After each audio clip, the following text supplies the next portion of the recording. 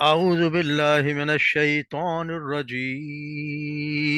بسم الله الرحمن الرحيم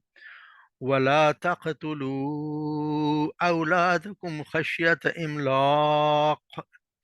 نحن نرزقهم وإياكم إن قتلهم كان خطأ كبيرا ولا تقربوا الزنا إنه كان فاحشة وساء سبيلا ولا تقتلوا النفس التي حرم الله إلا بالحق ومن قتل مظلوما فقد جعلنا لوليه سلطانا فلا يسرف في القتل إنه كان منصورا ولا تقربوا مال اليتيم إلا بالتي هي أحسن حتى يبلغ أشده وأوفوا بالعهد إن العهد كان مسؤولا وأوفوا الكيل إذا كلتم وزنوا بالقسطاس المستقيم ذلك خير وأحسن تأويلا ولا تقف ما ليس لك به علم إن السمع والبصر والفؤاد كل أولئك كان عنه مسؤولا ولا تمش في الأرض مرحا لن تخرق الأرض ولن تبلغ الجبال طولا كل ذلك كان سيئه عند ربك مكروها ذلك مما أوحى إليك ربك من الحكمة ولا تجعل مع الله إلها آخر وتلقى في جهنم ملوما مدحورا أفأصفاكم ربكم بالبنين واتخذ من الملائكة إناثا إنكم لتقولون قولا عظيما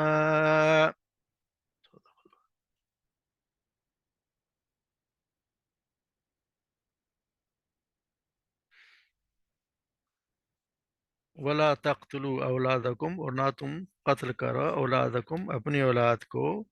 خشیت املاق خشیت ڈر سے املاق مفلسی کے ڈر سے یعنی اپنی اولاد کو مفلسی کے ڈر سے قتل نہ کرو نرزقہم ہم انہیں رزق دیتے ہیں وإیاکم اور تمہیں بھی نحنو ہم نر نون سے نر ہم تمہیں رزق دیتے ہیں وہی اور انہیں بھی ان قتلہم بے شک ان کا قتل کانا قطعا کبیرہ یہ بہت ان کا قتل بہت بڑا گناہ ہے ولا تقربوا الزنا اور نہ تم قریب جاؤ زنا کے انہو کان فاحشہ بے شک یہ فحاشی ہے وساء سبیلا اور یہ بہت بڑا بہت ہی برا سبیلا راستہ ہے ولا تقتلوا النفس التي اور نہ تم قتل کرو اس جان کو التي جسے حرم اللہ حرام قرار دیا اللہ نے الا بالحق سوائے حق کے ومن قتل مظلوما اور جو کوئی قتل کیا گیا قتل یہ مجہول ہے قتل مظلوما مظلوم یعنی جو مظلوم یعنی قتل کیا گیا فقد جعلنا بس یقینا جعلنا ہم نے بنا دیا ولی اس کے ولی کو سلطانا یعنی ایک دلیل یعنی اس کے ساتھ اس کا سرپرست بنا دیا غلبہ عطا کر دیا فلا یسرف فی القتل کے پس نہ وہ یسرف یا نہ وہ حد سے تجاوز کرے قتل میں انہو کانا منصورا بے شک وہ مدد دیا ہوا ہے منصورا مدد دیا ہوا ولا تقربوا اور نہ تم قریب جاؤ مال الیتیم یتیم کے مال کے الا باللتی احسن سوائے اس کے کہ جو احسن طریقہ ہو حتی یہاں تک کہ یبلغا وہ پہنچ جائے اشدہ اپنی رشد کو یعنی کہ جوانی کو اور عقل اس کو عقل اس میں آ جائے وَأَوْفُوا بِالْعَهْدِ اور پورے کرو اپنے عہد ان العہد بے شک عہد کا کان مسئولہ کے بارے میں مسئولہ سوال کیا جائے گا وَأَوْفُوا الْكَيْلَ اور پورے کرو اور پورا تولو اذا کلتم جب تم تولو جب بھی تم تولو تو پھر پورا پورا یعنی کہ معاف کرو، پورا یا معاف کرو، وکیلا معاف کرو پورا جب تم معاف کرو، وزنو اور تم وزن کرو بالقسطاسی، سیدھے ترازو سے، مستقیم سیدھے ترازو سے، ذالک خیر، یہ بہتر ہے، وہ احسن تعویلا، اور بہت زیادہ اچھا ہے تعویل کے لحاظ سے، انجام کے لحاظ سے، ولا تقف ما لیس لک بھی علم، اور نہ تم کھوج لگاؤ یا پیچھا کرو کس چیز کا، ما لیسا نہیں ہے جس کا، لکا تیرے پاس بھی، جس کا تیرے پاس کوئی علم نہیں ہے، ان السمع بے شک، ان السمع تمہاری سماعت، و بصرہ تمہاری یعنی کہ کان اور آنکھ، والفؤاد اور دل و دماغ، کل اولئک کانا مسئولا،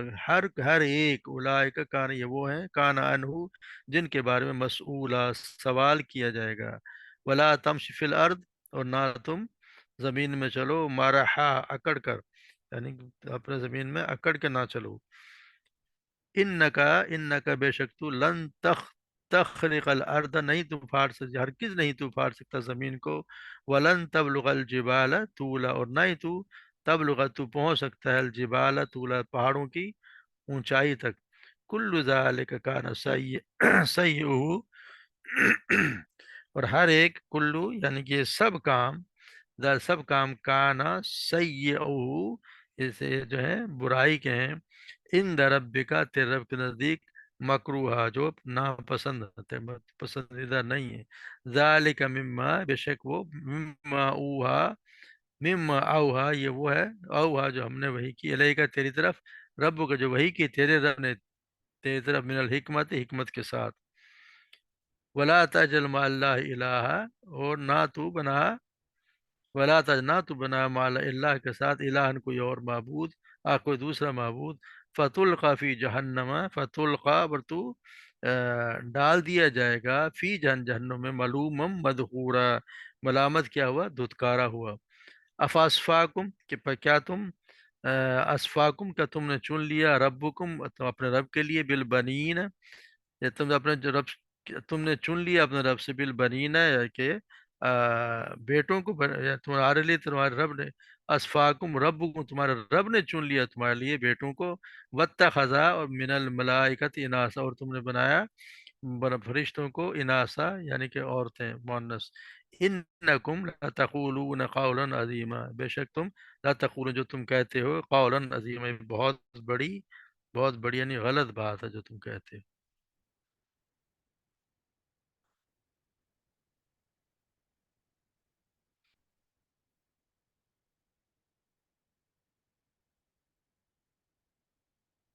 تو جیسے پڑھتے ہیں، اللہ تبارک و تعالیٰ نے ہمیں ہدایت ہمیں دی، اور یہاں بھی یہی بھی انہی کا سلسلہ چلتا جا رہا ہے، یہاں ایک کہا جا رہا ہے کہ بلا تقتلوا اولادکم خشیۃ املاق، اپنی اولاد کو نہ تم مفلسی کے ڈر سے قتل نہ کرو، تو یہ اللہ تبارک و تعالیٰ کی اپنے بندے پر بے پناہ رحمت ہے، کہ وہ اپنے بندوں پر ان کے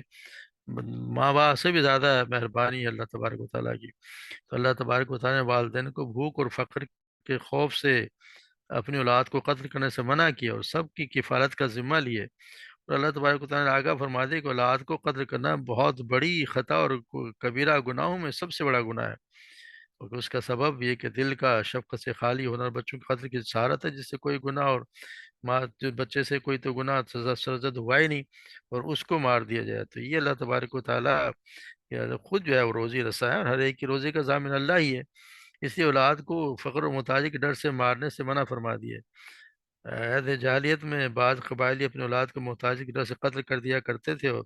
اسے اللہ تعالیٰ نے فرمایا کہ انہیں اور تم سب کو ہم روزی دیتے ہیں، اس لیے بھوک اور محتاجی کی ڈر سے انہیں قتل نہ کرو، کیونکہ ایسا کرنا گناہ عظیم ہے، جس اللہ تبارک تعالیٰ سورہ نام میں ہم پڑھا ہے، ولا تقتلوا اولادکم من املاق نحن نرزقکم وایاہم، اور اپنی اولاد کو مفلسی کے ڈر سے قتل نہ کرو، ہم ہی تمہیں رزق دیتے ہیں، انہیں کو بھی ہم ہی رزق دیتے ہیں، سورہ ہود میں فرمایا وما من دابۃ فی الارض الا علی اللہ رزقها، کہ زمین میں کوئی چلنے والا جاندار نہیں جس کا رزق اللہ ہی کے ذمہ ہے، وہ یا لہ مستقرها ومستودعها، اور اسی کے ٹھہرنے کی جگہ، اس کو سونپی جانے کی جگہ کو وہ جانتا ہے، کل فی کتاب مبین، سب کچھ ایک کتاب، واضح کتاب میں موجود ہے، تو یہ اللہ تبارک و تعالیٰ نے یہاں پہ صاف منع کر دیا کہ کسی بھی صورت میں اولاد کو قتل کرنا اس کو بہت بڑا گناہ ہے، جیسے سیدنا عبداللہ بن مسعود بیان کرتے ہیں کہ میں نے صلی اللہ علیہ وسلم سے سوال کیا کہ اللہ کے نزدیک سب سے بڑا گناہ کون سا ہے، تو آپ نے فرمایا کہ سب سے بڑا گناہ ہے کہ تم کسی کو اللہ کا شریک بناؤ، حالانکہ اللہ نے تجھے پیدا کیا ہے۔ میں نے کہا بے شک یہ تو بہت بڑا گناہ ہے۔ میں نے پوچھا پھر کون سا؟ آپ نے فرمایا یہ کہ تو اپنے بچے کو اس ڈر سے مار ڈالے کہ وہ تیرے ساتھ کھائے گا، یعنی کہ اللہ تبارک و تعالیٰ یہاں پہ بھی بچوں کو مارنے سے آپ صلی اللہ علیہ وسلم نے بھی منع فرما دیا۔ پھر میں بلا تقرب الزنا انہ کان فاحشۃ وساء سبیلا، اور زنا کے قریب بھی نہ جاؤ، بے شک وہ ہمیشہ سے بڑی بے حیائی اور برا راستہ ہے۔ اولاد قتل کے بعد یہاں پہ زنا سے مراد یہ کہا ہے قریب بھی نہ جاؤ، یہ نہیں کہا کہ زنا کرنا کہ یہ کہ اس کے یہ نہیں کہا کہ، بلکہ یہاں پہ اس کے قریب جانے کو معنی تھے، یعنی کہ اس کی زنا کے قریب جانے کا مطلب ہے کہ اس کے تمام مقدمات محرکات جو اسباب ہوتے ہیں ان کے کوئی اگر ان کے قریب بھی نہ جایا جائے، تو آج کل یہ جو چلتی ہیں ہمارے یہاں آج کل جو محرکات ہمارا میڈیا دیکھ لیں اور بھی جو جتنے بھی ہیں موسیقی اور گانے اور یہ مخلوط ملنا جلنا، شادی بیاہ میں بھی ہر ایک دوسرے سے کھلے ایک ساتھ جو سارے یہ محرکات ہیں ان سے بھی کن کے قریب ہی نہیں جانا چاہیے، یہی جو چیزیں ہیں، کیونکہ ہوتا یہ ہے کہ جس سے کوئی انسان کوئی بادشاہ کی کوئی مخصوص چراگاہ اس کے آس پاس پھرتا رہتا تو ہو سکتا ہے کہ پھر وہ چراگاہ میں جا داخل ہو جاتا ہے۔ اسی طرح یہ ہے کہ یہ بہت ممکن ہے کہ ایسی محفلوں میں یا ایسے اس کو مواقع ملیں گے تو انسان اس برے فعل میں ملوث ہو سکتا ہے، جس کا اللہ تعالیٰ نے بہت بڑا گناہ، بہت ہی بڑا گناہ قرار دیا ہے کہ سب سے، کیونکہ اس سے معاشرے پر بھی نہایت خطرناک برے اثرات مرتب ہوتے ہیں۔ اس طرح بہت اس لیے اللہ تبارک و تعالیٰ نے فرما دیا ہے کہ ولا والذین الطیبات تدعون ما لا الہ الا آخر ولا تقتلوا النفس التي حرم اللہ الا بالحق، اور پھر ولا یزنون،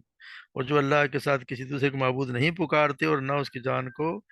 قدر کرتے ہیں جس نے اللہ نے حرام کیا، اور ہمارے حق کے ساتھ، اور نہ زنا کرتے ہیں۔ یہ اللہ تبارک و تعالیٰ نے مومنوں کی مثال دی ہے کہ ان کا یہ اس طرح یعنی کہ وہ کرتے ہوتے ہیں، تو یہاں پہ خاص طور سے بتا دیا گیا ہے کہ ایسے ہر کس کے قریب بھی نہ جائیں،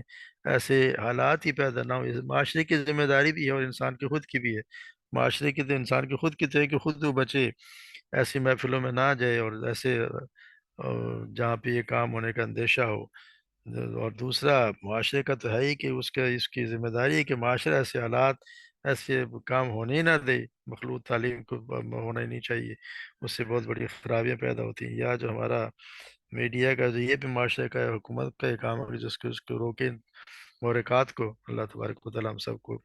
اس کی ہدایت دے اور بچنے کی توفیق عطا فرمائے۔ پھر فرماتے بلا تقتلوا النفس التي حرم اللہ الا بالحق، اور تم نہ قتل کرو کسی بھی جان کو جسے اللہ تبارک و تعالیٰ نے حرام قرار دے، الا بالحق، سوائے حق کے، یعنی جو شریعت نے جس کو جائز قرار دیا ہے اس کو حق کے علاوہ کسی بھی جان کو قتل کرنے سے منع فرما دیا گیا ہے کہ کسی بھی حال میں کسی جان کو قتل نہ کیا جائے۔ اور شریعت میں جو ہے وہ قتل بالحق کو صرف 5 صورتوں میں محدود کر دیا گیا ہے۔ یعنی پہلا تو یہ کہ قتل عمد کے مجرم سے، یعنی کہ کسی نے قتل کیا اور اس کو اگر اس کے مقابلے میں اس کے بدلے میں قتل کیا جائے تو یہ حق ہے۔ دوسرا ہے کہ دین حق کے راستے میں مزاحمت کرنے والوں سے جنگ، کو دین کے حق کے لیے ایک راستہ اس کے جنگ کرے تو ان کو مارا جا سکتا ہے۔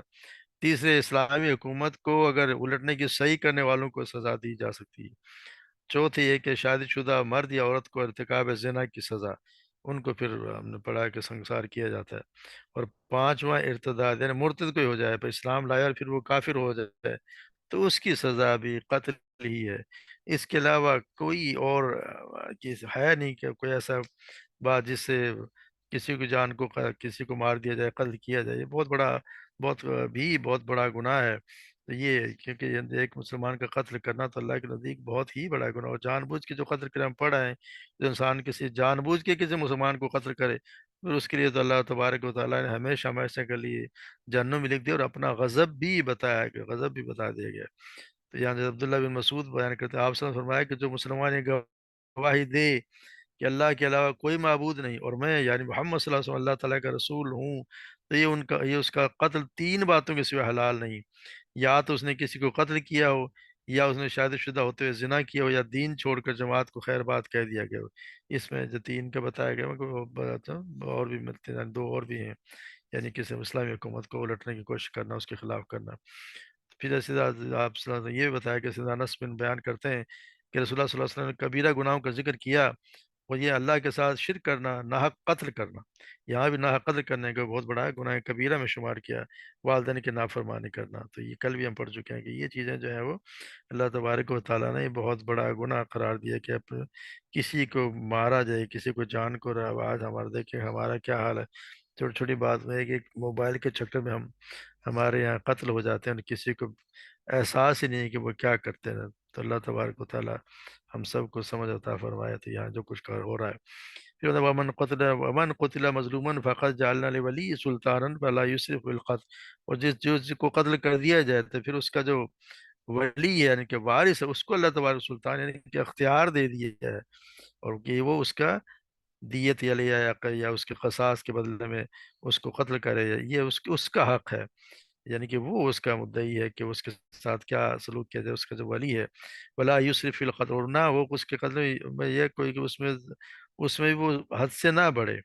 تو یعنی کہ یہ بلا سے قتل کا مطلب یہ ہے کہ اس میں قتل کے اس کے قصاص میں زیادتی نہ کرے، یعنی کہ قاتل کے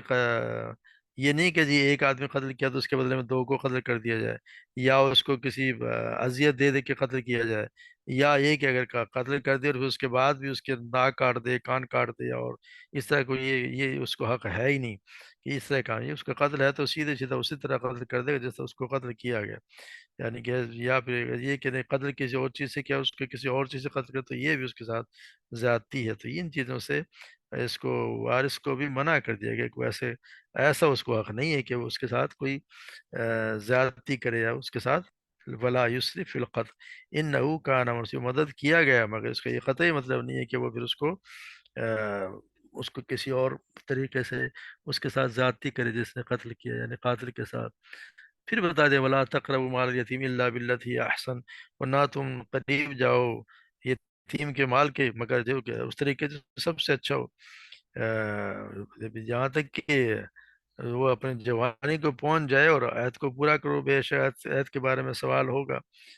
تو یہ جوانی تو پہنچنے کے لیے ہمیں پہلے ہی بتایا گیا ہے کہ جہاں یا اللہ تبارک و تعالیٰ نے یہاں پہ مال کی حفاظت کا، یتیم کے مال کا حفاظت کا حکم دیا ہے،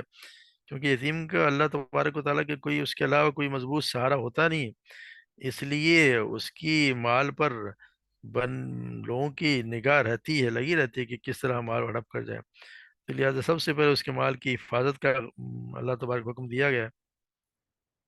اور اس کے بارے میں احتیاط کی تعلیم دینے کے ساتھ اللہ تبارک و تعالیٰ نے یہ فرما دیا کہ یتیم کے بال کے قریب بھی نہ جاؤ، یعنی کہ اگر نیت یہ ہو کہ اس کی دیکھ بھال کی جائے گی، تجارت کے لیے اسے ترقی دی جائے تو پھر اس میں تصرف کرنا جائز ہے، یہاں تک کہ یتیم جب بالغ ہو جائے اور عقلی طور پر بھی اپنے مال کے صحیح تصرف کرنے کے قابل ہو جائے تو پھر وہ یہ بلغ الاشد اوشد مطلب ہے کہ جو اپنی جوانی کو پہنچ جائے اور پھر اس کی سمجھ بوجھ میں بھی آ جائے، کیونکہ ہم پڑھ چکے ہیں کہ وہ اس وقت تک اس کے حوالے نہ کرو جب تک اس میں سمجھ بوجھ آ جائے، اور جب وہ آ جائے تو پھر یہ کہ پھر اس کو آپ اس کے مال کو اس کو لوٹا دو، اور پھر جب لوٹانے لگو تو اس پہ بڑا ہے کہ اس پر گواہ بھی بنا لو، کیونکہ اللہ تبارک و تعالیٰ کا یہ حکم ہے کہ جب اس کے مال کو سپرد کرنے لگو تو اسے گواہ بنا لو، ہم یہ سورہ نساء میں یہ پوری تفصیل پڑھ آئے ہیں، تو اسی طرح سیدنا ابو ذر بیان کرتے ہیں کہ آپ صلی اللہ علیہ وسلم فرمایا کہ ابو ذر میں تو تجھے بہت کمزور دیکھ رہا ہوں اور تیرے لیے وہی پسند کرتا ہوں جو اپنے لیے پسند کرتا ہوں، خبردار کبھی دو شخصوں کا بھی حاکم نہ بننا اور نہ کبھی یتیم کے مال کا متولی بننا، یعنی کہ ممکن ہے کہ یتیم کے مال میں کوئی گڑبڑ ہو جائے تو پھر وہ اس کی بڑی سخت پوچھ ہے، ہاں اگر آپ بہت اچھی طریقے سے اللہ تبارک و تعالیٰ کسی کو توفیق دے تو پھر یہ ہے کہ اس کا اجر بھی بہت ہے، اگر صحیح طریقے سے اس کے پر یتیم کی پرورش کی جائے اور اس کے مال کی حفاظت کی جائے اور اس وقت تک جب تک کہ وہ اپنی جوانی کو نہ پہنچ جائے تو اس کا اللہ تبارک و تعالیٰ کا اجر بھی بہت ہے، مگر یہ کہ پکڑ کا بھی بہت ڈر ہی رہتا ہے، پھر یہ بتایا گیا ہے کہ آؤ بالعہد ان العہد کان مسئولا، کہ تم عہدوں کو پورا کرو، اس کے بارے میں تمہیں پوچھا جائے گا، کیونکہ بڑا ہے کہ جیسے ابو ہریرہ بیان کرتے ہیں کہ آپ صلی اللہ علیہ وسلم فرمایا کہ منافق کی تین نشانیاں ہیں، جب بات کرے تو جھوٹ بولے، جب وعدہ کرے تو وعدہ خلاف ہی کرے، اور جب اسے امین بنایا جائے تو خیانت کرے، یعنی یہ ایک ہے منافق نشانی کہ وعدے کی خلاف ورزی کرتا ہے، تو مسلمان کو جب کوئی وعدہ کر لیا تو اس کا پورا کرنا ضروری ہے، وَأَوْفُوا بِالْعَهْدِ وَإِنَّ الْعَهْدَ كَانَ مَسْئُولًا، اس کے بارے میں پوچھا جائے گا، انسان نے وعدہ کیا اس کے بارے میں پورا نہ کیا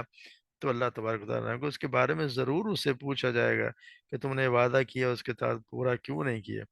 یعنی کہ ایف آیت کے بارے میں تو سوال ضرور کیا جائے گا، اور اگر اس کو اگر تم پورا کرو گے تو تمہارے بہت بڑا ثواب ہے، اور اگر تم نے اس عہد کو پورا نہ کیا تو پھر اس پر بہت بڑا گناہ بھی ہے، تو اس لیے اس کا عہد اگر کرے نہیں کرے تو پھر اس کو ہر حال میں پورا کرے۔ پھر یہ فرمایا وہ وَأَوْفُوا الْكَيْلَ إِذَا أَكِلْتُمْ وَزْنُوا الْقِسْطَاسَ قسطاس المستقیم، اور جب تم کوئی چیز ناپ کر دینے لگو تو پورا آ، پیمانہ پورا بھرا کرو، اور جب تول کر دو تو ترازو سیدھے رکھ کر تولا کرو۔ یہ بہت اچھی بات ہے، انجام کے لحاظ سے بھی بہت بہتر ہے۔ ذالک خیر و احسن تاویلا، یعنی کہ یہ اللہ تبارک و تعالیٰ یہاں عدل و ناپ تول کے بغیر کسی کمی کے انصاف کے ساتھ پورا کرنے کا حکم دیا ہے۔ تو آیت کے عمومی معنی تو یہ ہے کہ دھوکہ دہی اور اندازے سے قیمت لگانے، یا کسی چیز کی قیمت طے ہونے کے بعد کسی دوسرے شخص کی طرف سے قیمت لگانے کی ممانعت، اور معاملات میں خیر خواہی اور صداقت ساری چیزیں بتا دی گئیں۔ ذالک کہ یہ بہتر ہے اس کے نہ ہونے سے، یعنی کہ یہ چیزیں اگر نہیں ہوں گی تو پھر فساد بھی ہوگا اور لوگوں میں نفرتیں بھی بڑھیں گی۔ تو کیونکہ بتایا گیا نا، جیسے ایک آدمی کو لیتا تو پورے پورے ہے، اور جب دینے کی باری آتی ہے تو وہ پورا دیتا نہیں، جیسے اب سورہ متففین میں فرما دے ویل للمطففین، بڑی ہلاکت ہے نام آفتر میں کمی کرنے والوں کے لیے، الذین اذا اکتالوا علی الناس یستوفون، وہ لوگ کہ جب لوگوں سے معاف کرتے ہیں تو پورا لیتے ہیں، وَإِذَا كَالُوهُمْ أَو وَزْنُوهُمْ يُخْسِرُونَ، اور جب انہیں معاف کرو اور انہیں تول کر دیتے ہیں تو کم دیتے ہیں۔ الا يظن اولئک انہم مبعوثون، کیا یہ لوگ یقین نہیں رکھتے کہ بے شک وہ اٹھائے جانے والے ہیں، لیوم عظیم، ایک بہت بڑے دن کے لیے، یوم یقوم الناس لرب العالمین، جس دن لوگ رب العالمین کے لیے کھڑے ہوں گے، تو اس دن کیا ہوگا جس نے یہ حرکتیں کی ہوں گی۔ اور لوگ تو یہاں پہ تو اللہ تبارک و تعالیٰ جو انصاف سے کرتے ہیں، اللہ تبارک سے برکت بھی ڈال دیتے ہیں اس کو، اللہ تبارک و تعالیٰ اگر صحیح تجارت کر رہا ہے تو اس کو برکت ڈال دیتے ہیں۔ مگر اپنے یہاں آج کل جو حالات ہیں، ہم دیکھ لیں کہ کیا حالت ہے، کوئی آپ تھوڑی سی بھی نظر ہٹا کے دیکھ لیں تو آپ کے ساتھ کیا کرتا ہے توڑنے والا۔ اللہ تبارک و تعالیٰ ہمیں اس سے محفوظ رکھے۔ پھر بتا دیا گیا ہے وَلَا تَقْفُ مَا لَيْسَ لَكَ بِهِ عِلْمٌ، اور اس چیز کا پیچھا نہ کرو جس کا تمہیں علم نہ ہو، تو بے شک ان السمع والبصر والفؤاد کل اولئک کان مسئولا، بے شک تمہارے کان، آنکھ اور دل، ان میں سے ہر ایک کے متعلق سوال ہوگا۔ یعنی اللہ تبارک و تعالیٰ یہ آدمی کو ایسی بات کہنے سے منع فرمایا جس کا اسے علم نہ ہو، یعنی کہ صاف یہ ایک قاعدہ کلیہ ہے جس کے انسان کو ہر چیز بھی آپ بتا دے گا کہ جب تک کسی چیز کا علم نہ ہو اس کو بعد بالکل اس میں جیسے ہر چیز اس میں شامل ہوتی ہے، جھوٹی گواہی ہو گئی، بغیر ثبوت کے کسی کی مذمت کر دینا، پاک دامن مردوں اور عورتوں پر بہتان باندھنا، بغیر کسی شرعی دلیل کے کسی چیز کو حلال اور کسی کو حرام ٹھہرا دینا، تو یہ وہ چیزیں ہیں جن کے کسی کا پتہ ہی نہیں، اور بغیر علم کے اسی میں وہ بات بھی آ جاتی ہے کہ ہم نے کسی کو بات سے سنی اور آگے اس کو پھیلا دی، کیونکہ آپ صلی اللہ علیہ وسلم نے فرمایا کہ آدمی کے لیے جھوٹا ہونے کے لیے یہی کافی کہ جو کچھ سنے اسے بغیر تحقیق کے آگے بیان کر دے۔ آج کل جو ہمارے آتا ہے نا کہ کسی نے میسج بھیجا، ہم نے بغیر تحقیق کے آگے اس کو پہنچا دیا، ہمیں علم بھی نہیں ہے کہ یہ بات جو کہی جا رہی ہے وہ سچ ہے کہ جھوٹ ہے، تو بغیر علم کے اس بات کو آگے پہنچا دینا یہ بھی پھر جھوٹ میں، اگر وہ بات غلط ہے تو پھر آپ بھی اس میں شامل ہو گئے، اگر اس نے یہ بات جھوٹی پھیلائی ہے اور آپ کہتے بھی اس کو، آپ بھی اس کو آگے پھیلا رہے ہیں تو یہ آپ بھی اس میں شامل ہو جائیں گے، اس لیے بغیر تحقیق کے کسی بھی چیز کو اس چیز میں منع کر دیا گیا ہے کہ کوئی ایسا کام نہ کرے کہ جس چیز سے پھر اس کے لیے مشکلات پیدا ہوں۔ جب تک آپ کو یقین نہ ہو کہ یہ بات سچ ہے، اور خاص طور سے آپ صلی اللہ علیہ وسلم کے احادیث کے متعلق جب تک تیار اس کو پتہ نہ ہو تو کبھی بھی آگے اس کو آگے فارورڈ نہ کریں، کیونکہ آپ جیسے یہ تو اگر جھوٹا ثابت ہو گیا تو آپ نے فرمایا کہ جس نے میرے متعلق جھوٹ بولا اور اس کو پتا ہو کہ جھوٹ ہے، حالانکہ پتا تو اس کو تو خیر نہیں ہوتا، اگر اس کو پتا چلے کہ جھوٹ ہے اور چھپی بھی وہ آگے پھیلا رہا تو وہ اپنا ٹھکانہ جہنم میں سمجھے۔ تو اس سے آپ صلی اللہ علیہ وسلم نے فرمایا کہ سب سے بدتر جھوٹ وہ ہے کہ آدمی خواب میں ایسی چیز کو دیکھنے کا دعویٰ کرے جو اس نے آنکھ نے نہیں دیکھی، یعنی ایسا کوئی خواب بیان کرے جو اس نے نہیں دیکھا، تو قیامت کے دن اس کو ایسی تکلیف دی جائے گی کہ وہ جو کہ دو دانوں کے درمیان گرا لگائے، اور یہ ہرگز ممکن ہو ہی نہیں سکے گا کہ وہ کس طرح گرا لگائے گا۔ تو یہ پھر یہ کہ ان کے بارے میں سوال بھی پوچھا جائے گا، جیسا سیدنا ابن عباس بیان کرتے ہیں آپ صلی اللہ علیہ وسلم نے فرمایا جو شخص لوگوں کی باتیں سننے کے لیے کان لگائے اور وہ اس کا سننا پسند نہ کرتے ہوں یا اس سے بھاگتے ہوئے پھرتے ہوں تو قیامت کے اس کے کانوں میں سیسا پگھلا کر ڈالا جائے گا۔ لوگوں کی باتیں لوگ چھپ کے سنتے ہیں، یا وہ جو بلا وجہ جاسوسی کرتے ہیں لوگوں کے تجسس کے وہ کیا باتیں ہو رہی ہیں، تو یہ ان کے لیے یہ وعید ہے کہ ان کے ساتھ پھر کیا ہو سکتا ہے۔ تو یہاں کیونکہ جب انسان کو یہ پتا ہو کہ اس کے قول و فعل کے بارے میں پوچھا جائے گا اور اس کے جواب دہی کرنی ہوگی، تو کہ ان کے اس نے اپنے اعضاء کو کہاں کا استعمال کیا جن کو اللہ تبارک و تعالیٰ اپنی عبادت کے لیے پیدا کیا ہے، تو اس پر لازم ہے کہ وہ پھر اس سوال کا جواب تیار کر لے، کہ وہ اس سوال کو جواب دینے کو تیار ہے۔ ان امور کا جواب اس وقت تک ممکن نہیں ہے جب تک کہ اس نے ان اعضاء کو اللہ تبارک و تعالیٰ کی عبودیت میں استعمال نہ کیا ہو، دین کو اللہ تبارک و تعالیٰ کے لیے خالص نہ کیا ہو، اور ان تمام باتوں سے باز نہ رہا ہو جن کو اللہ تبارک و تعالیٰ ناپسند کرتا ہے۔ اگر وہ ان باتوں سے باز رہا اور اپنے اعضاء کو کنٹرول میں رکھا ہے، تو پھر اس بات کا جواب اس کے بعد وہ تیار ہے کہ یہ سوال اگر پوچھ لیا گیا کہ ان کے بارے میں وہ الائے کان عنہ مسئولہ، ضرور پوچھا جائے گا اس سے سوال ان کے بارے میں، تو پھر اللہ تبارک و تعالیٰ ہم سب کو ان جاسوس بچا کے رکھے۔ پھر یہ بھی بتا ولا تمشی فی الارض مرحا، اور تو نہ تم اکڑ کے زمین میں چلو، اترا کے زمین میں نہ چلو، انک لن تخرق تخرق الارض، تو ہرگز نہیں چیر ڈالے گا، پھاڑ ڈالے گا زمین کو، ولن تبلغ الجبال طولا، اور نہ ہی تو پہاڑوں کی بلندی کو پہنچ سکتا ہے۔ یعنی زمین میں اتراتا مت چل، یہ تکبر ہو گیا، تکبر کے غرور اقتراٹ اور حق کے سامنے پھر اس تکبر کے ساتھ مخلوق سے اپنے آپ کو بڑا سمجھتے ہوئے زمین پر مت چلو، کیونکہ تو نہ تو زمین تو سے پھاڑی جائے گی، اور نہ تو پہاڑوں کے کو اتنا اونچا ہو جائے گا کہ پہاڑوں کی اونچائی تک پہنچ جائے گا، بلکہ اللہ تبارک و تعالیٰ کے اس کے برعکس تو اللہ کے سامنے بہت حقیر ہی ہوگا، اور پھر مخلوق بھی تجھے بہت ذلیل اور ناپسندیدہ سمجھے گی۔ تو یہ اللہ یہ بتایا گیا ہے کہ اس سے جو انسان تکبر کرتا ہے اور دوسروں کو کم سمجھتا ہو اور اکڑ کے چل رہا ہو، تو پھر اس کے لیے تو اللہ تبارک و تعالیٰ نے صاف منع کر دیا گیا ہے کہ زمین میں قبر تقرر کے ساتھ اکڑ کر نہ چلے، اس لیے کہ اس کے کرنے سے کچھ بھی نہیں ہوگا سوائے اس کے کہ تو نہ تو زمین میں سوراخ کر سکتا ہے، نہ کوئی پہاڑ کے جتنا اونچا ہو سکتا ہے۔ تو اس طرح آدمی کو چاہیے کہ وہ توازو کا اختیار کرے، جس طرح اللہ کے بندوں کی شان ہے، جیسے سورہ فرقان میں اللہ تبارک و تعالیٰ فرماتے ہیں وعباد الرحمن الذین یمشون علی الارض ہاؤنا، اور رحمان کے بندے وہ جو زمین میں نرمی سے چلتے ہیں، جو لوگ آرام سے نرمی سے چلتے ہیں ان کے لیے وہ ہے اللہ تبارک و تعالیٰ کے بندے تصل میں، جس طرح آپ صلی اللہ علیہ وسلم نے صحابہ کو مخاطب کر کے فرمایا کہ اللہ تبارک و تعالیٰ نے میری طرف وحی کی ہے کہ تم عجز و انکسار کو اختیار کیا کرو، اور تم میں سے کوئی کسی پر فخر نہ کرے اور نہ کوئی کسی پر زیادتی کرے۔ اس طرح اللہ تو آپ صلی اللہ علیہ وسلم نے یہ فرما دیا کہ جو شخص تکبر کی نیت سے تہبند کو گھسیٹتا ہوا چلے گا، اللہ تبارک و تعالیٰ قیامت کے دن اس کی طرف نظر بھی نہیں کرے گا۔ تکبر سے اپنے کپڑوں کو نیچے گھسیٹتے ہوئے چلتے ہیں، یعنی کہ ایک زمانے میں تو ایسا ہوتا تھا کہ لوگوں کے پاس کپڑے ایک ایک چادر مشکل سے ہوتی تھی، اور لوگ جو ہیں وہ تکبر سے کپڑے گھسیٹتے، اتنے نیچے تک زمین پہ کپڑے گھسیٹتے ہوئے چل رہے ہیں، تو ان کو بھی سوچنا چاہیے کہ وہ کیا کہیں اس دن میں تو نہ آ جائیں کہ اللہ تبارک و تعالیٰ قیامت کے دن اس کی طرف نظر اٹھا کر بھی نہ دیکھے۔ اور یہ آرام سے چلنے کا تو آپ سے یہاں تک فرمایا کہ جب تم نماز کی اقامت کی آواز سن لو تو نماز کے لیے چل کر چل پڑو، سکون اور وقار کو اپنے اوپر لازم کر لو، دوڑو نہیں، بس جتنی بھی نماز ملے وہ پڑھ لو، اور جو فوت ہو جائے اس کو پورا کر لو۔ یعنی نماز میں بھی بھاگ کے جانے سے منع فرمایا کہ بھاگ کے جانے سے انسان آرام سے ایک سلیقے سے چلتا ہوا، وقار سے چلتا ہوا جائے اور نماز میں شامل ہو جائے۔ تو یہ چیز سے منع کیا ہے کہ بلا تمشی فی الارض مرحا انک لن تخرق الارض،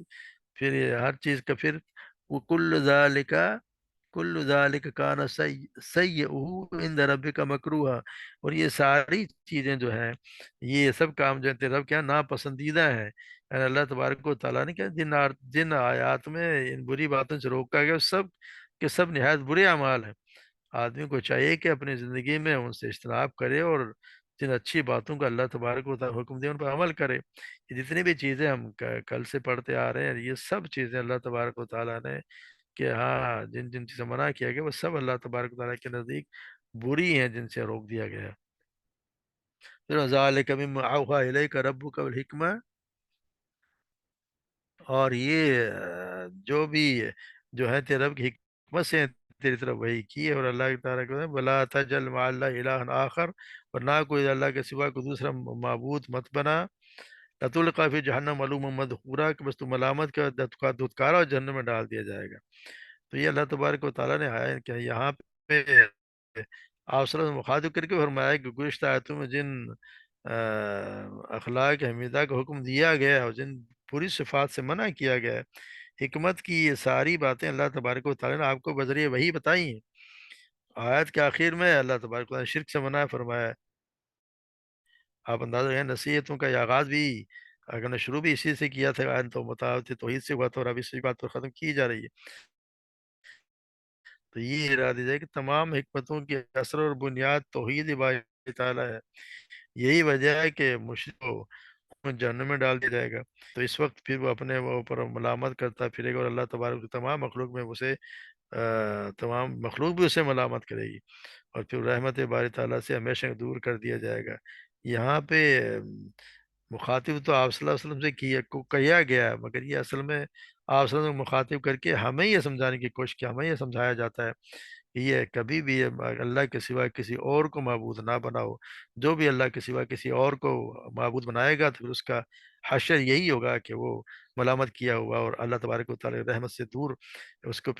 دھتکارا ہوا جہنم میں ڈال دیا جائے گا۔ تو یہ پھر اللہ تبارک و تعالی ہم سب کو شرک سے، بدعات سے بچائے۔ یہ سب سے بڑا گناہ ہے جو اس کو اللہ تبارک نے بار بار اسے منع فرما کہ اسے منع کرنے سے منع فرما دیا ہے۔ وَأَصْفَاكُمْ رَبُّكُمُ الْبَنِينَ وَاتَّخَذَ مِنَ الْمَلَائِكَةِ إِنَاثًا، اور تم نے پھر کہ یہ کہ پھر کیا تمہارے ان جو مشرکوں سے فرمایا کیا تمہارے رب نے تمہارے لیے تمہیں تو بیٹوں کے لیے چن لیا ہے اور خود فرشتوں میں سے بیٹیاں بنا لی، یعنی کہ ان کا یہ انتظار تھا نا کہ ہم خود تو اپنے بیٹے پسند کرتے تھے کہ ہمیں تو اللہ تبارک و تعالیٰ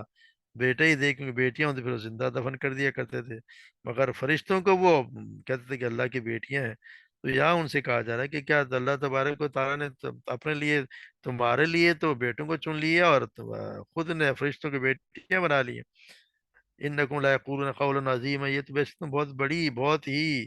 بڑی بات کہہ رہے ہیں، یعنی یہ بات کتنی حکمت کے خلاف ہے کہ آقا جو اپنے لیے تو اپنے غلام کو تو جو یہ چاہتے ہیں سب سے اچھی چیز دے دے، اور اپنے لیے جس کو یہ کمتر سمجھتے ہیں وہ لے لے۔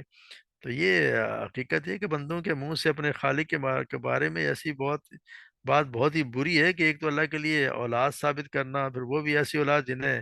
وہ اپنے لیے پسند نہیں کرتے، تو یہ بہت ہی بری اور بڑی بات ہے۔ جیسے اللہ تعالیٰ نے فرمایا الکم الذکر وَلَهُ الْأُنثىٰ، یعنی کہ کیا تمہاری لڑکیاں اور اس کے لیے لڑکیاں ہیں، تلک اذن قسمۃ ضیزیٰ، اور کیا یہ تو بہت ہی ناانصافی کی تقسیم ہے۔ جس طرح سورہ نحل میں اللہ تعالیٰ نے فرمایا یجعلون للہ بنات سبحانہ ولہم ما یشتہون، وہ اللہ کے لیے بیٹیاں تجویز کرتے ہیں اور وہ پاک، اور اپنے لیے وہ خود جو وہ چاہتے ہیں، یعنی اپنے لیے وہ پسند کرتے ہیں جو وہ چاہتے ہیں۔ وَإِذَا بُشِّرَ أَحَدُهُم بِالْأُنثىٰ ظَلَّ وَجْهُهُ مُسْوَدًّا وَهُوَ كَظِيمٌ، اور جب ان میں سے کسی کو لڑکی کی خوشخبری دی جاتی ہے تو اس کا منہ دن بھر کالا رہتا ہے اور غم سے بھرا ہوا ہوتا ہے۔ تو اپنے لیے وہ لڑکیاں پسند نہیں کرتے، اور اللہ تبارک و تعالیٰ کے لیے وہ لڑکیاں تو ایسی بہت ہی بڑی اور بلکہ بری بات کہی جائے تو ان کو اس چیز سے منع کیا کہ ایسی باتیں اللہ تبارک و تعالیٰ کے لیے نہ ہی اللہ کی کوئی اولاد ہے، اللہ تبارک و تعالیٰ ان چیزوں سے پاک ہے۔ اللہ تبارک سبحانہ بالکل وہ پاک ہے ان چیزوں سے۔ تو اللہ تبارک و تعالیٰ ہمیں صحیح سمجھ عطا فرمائے، اور جن چیزیں کو کرنے کا حکم دیا ہے ان پہ اللہ تبارک و تعالیٰ ہمیں ہمت دے اور ہم سے وہ کام کروائے، اور ان جن چیزوں سے اللہ تبارک و تعالیٰ نے ان آیات روکا ہے اللہ تبارک و تعالیٰ ہم سب کو ان سے دور رکھے، ان کے قریب بھی نہ جائیں۔ اللہ تبارک و تعالیٰ ہم سب کو ان برائیوں سے بچائے اور ملوث ہونے سے بچائے، ایسی ایسی محافل میں جانے سے بھی بچائے جن میں گناہ کا اندیشہ ہو۔ اللہ تبارک و تعالیٰ ہم سب پہ رحم فرمائے۔ اللہ وما علینا الا البلاغ۔